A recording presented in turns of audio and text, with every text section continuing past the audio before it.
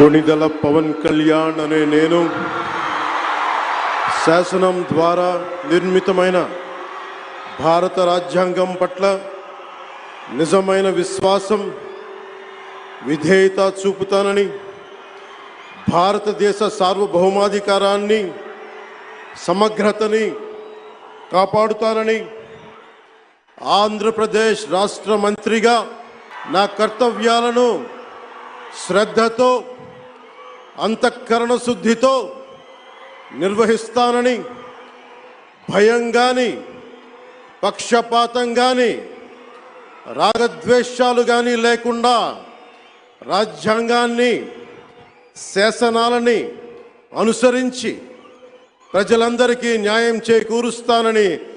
దైవ సాక్షిగా ప్రమాణం చేస్తున్నాను.